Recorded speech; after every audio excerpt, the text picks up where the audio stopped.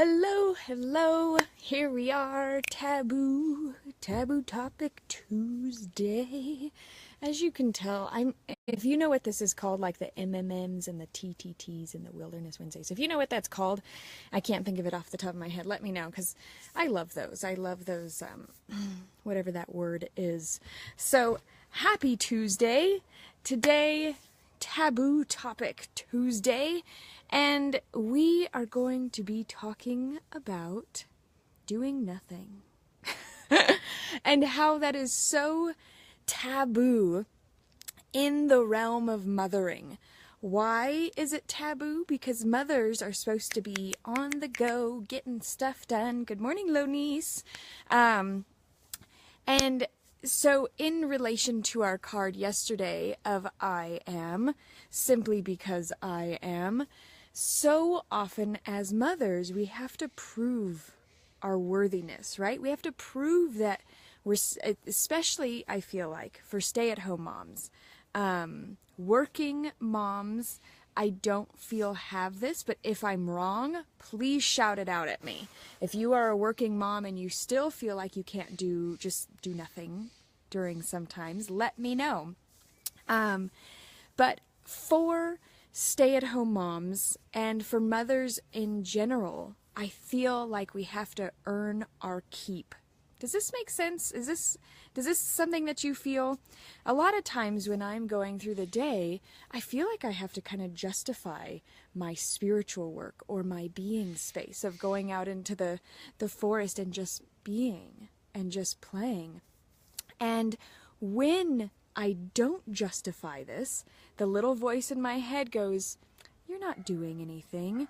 To show that we're working as hard as our husbands, right? Because working hard is what it's all about, right? There's this crazy thing in our head that working hard and staying busy and, having to prove our value and our worth all go together, right? Good morning, Kim. And that is such a taboo topic. We don't talk about the fact that we all have this underlying kind of building, this volcano-esque feeling within us that we've got to try harder, we've got to work harder, we've got to prove that we're doing something. We have to, if we're homeschooling, we have to prove that we're teaching them and that they're learning. And, if we're not, it's this undercurrent of this volcano-esque, this volcano-ish brewing inside that we're like, we've got to keep up. You've got to keep going. We've got to keep moving. And if we're not, then we feel like we are the atypical housewife sitting in front of the couch, watching soap operas and eating bonbons, right?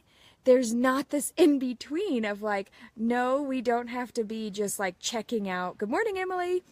We don't have to just be checking out and, totally in the land of distraction, but we can actually be in this beautiful place of just being and not feeling like we have to prove anything to anybody. And yet us as mothers have this dynamic aspect of having to prove our value, having to prove our worth. And how do we do that in a way that feels really yummy and juicy? Because, those are the thoughts that we have. So yes, first, we want to become aware of these thoughts and these feelings, right? That's always first. Sorry if my neighbors are a bit distracting. So first we have to focus on our thoughts. We have to become aware that there is this volcano-type space brewing within us that, okay, if we're just sitting around and doing our spiritual work all day, or if we spend hours journaling, or, what are we actually doing to provide for our home? Since our husbands leave the home, usually, to provide, right? Yes, being is where I always want to be, but always feel guilty. Yes. So, I would like for all of us who are watching today, and if you're watching the recording, whatever day it is that you're watching the recording, I want all of us to practice being present today. And if that for you means taking time to go do yoga, it's going to feel, okay, here's what it's going to feel very selfish. This is the thing that we are taught. When we are being present and we're just being, we're taught, I just got chills, we're taught that it's selfish. And so as little kids, you know, we get pulled out of our being space, our daydreaming, our imaginative play. This is child work. This is the work of children. And yet, when we don and cloak ourselves in the childlike behavior of being, we are suddenly become masters. We become enlightened. This is why children are so amazing and special. We actually take them out of their mastery of being present, of being authentic, of speaking their voice, right? Skyanne yesterday, I think I tallied up a total of about 3 hours of her screaming through our day. And I didn't react to it. I felt like I was able to be present through it. Good morning, Amanda. And so as this moment, as this being really started, I went, okay, if I was a child, I'd be kind of bothered. You know, Zion gets really bothered when she's screaming, but it's, you know, I'm like, just do your thing. Go do something else. Like, you don't have to sit there and listen unless we're in the car. And then it's like, well, let's definitely do something else. Let's do a silly game. And he's getting really good at like, okay, if I don't like this situation, let's change it. How can I be a positive influence in this? How can I create love towards her? How can I show her that I love her rather than like, stop screaming? Which is all she's looking for, right? We're all just looking for this attention, and it comes out in different ways. But if we remember to don this childlike essence and really not feeling like you have to do anything, like you have to perform in a certain way, and allowing yourself to really be whoever it is that you're going to be today.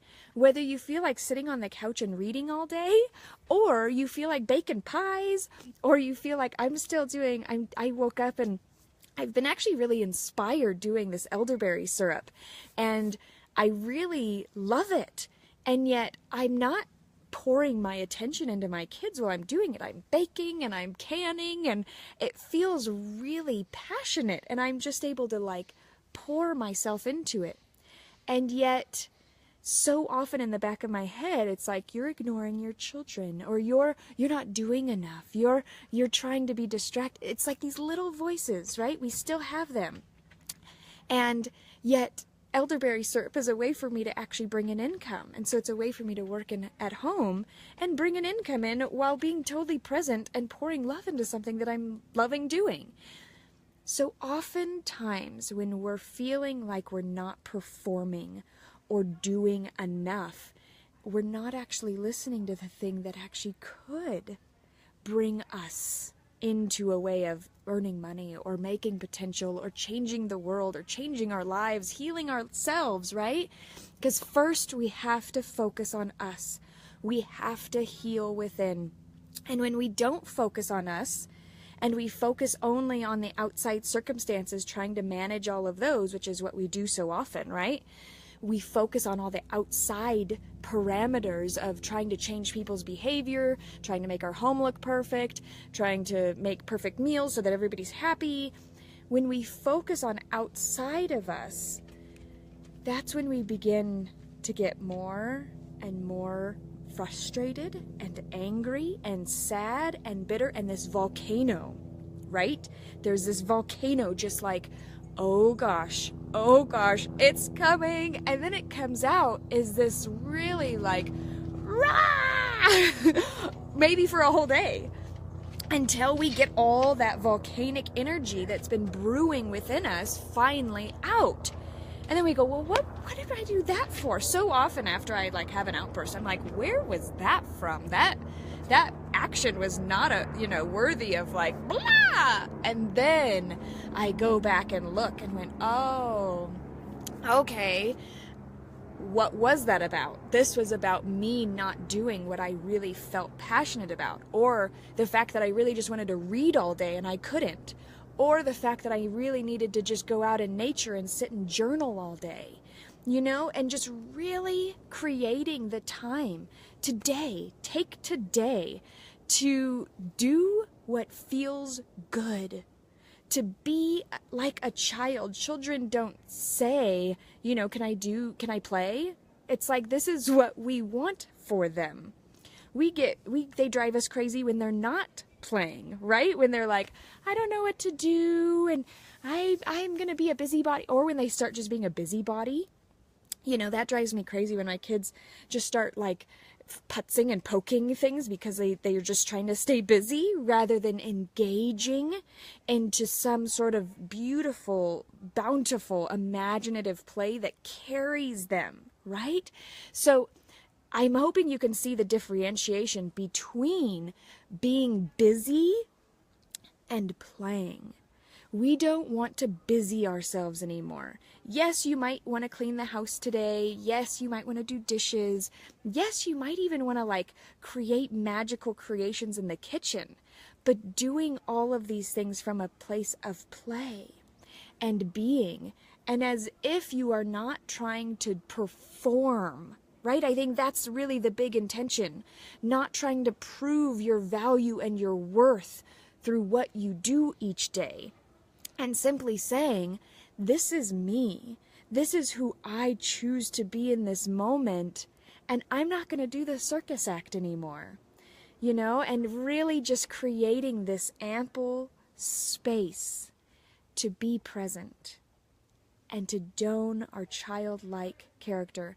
Checking in, if you've done any inner child work with either me or somebody else, going within and doing the visualization, checking in with your inner child and seeing what they want to do today. What do you want to do today? And really loving on our inner child and spending, doing this once a week, having this as part of your weekly rhythm, going in and doing exactly what your inner child wants to do that day.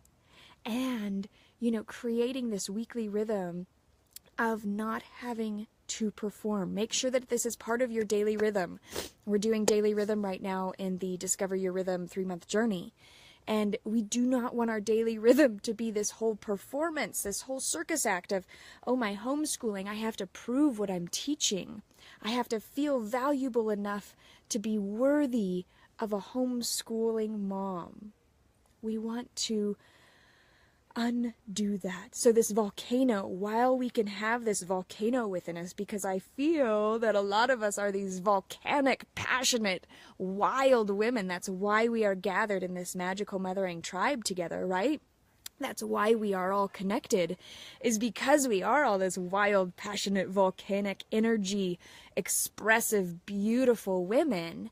And yet this volcanic energy can burn and poison the air. Do you know what I'm saying? It can so easily shift into something that is not beautiful, like the Hawaiian Islands. We want to turn our volcano into the Hawaiian Islands, a place of lush greenery, of growth, of beautiful transformational energy.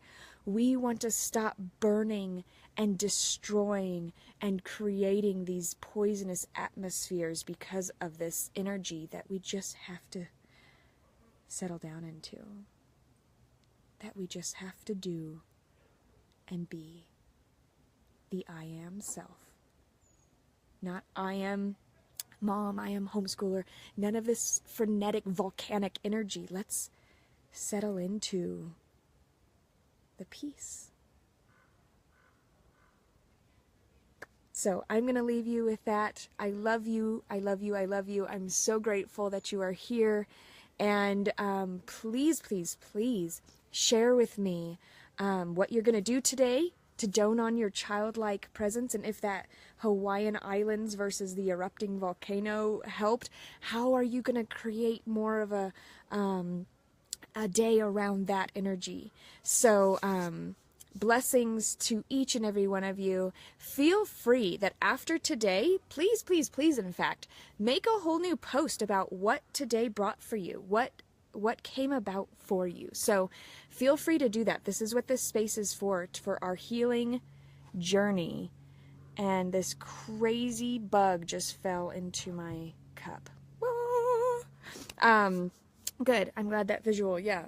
I said, Spirit, help me today. Help me. Yes, more play. More play. And, all right. Mwah! Love to all of you. And write some posts about what have you been doing to kind of help in your own spiritual transformation and journey.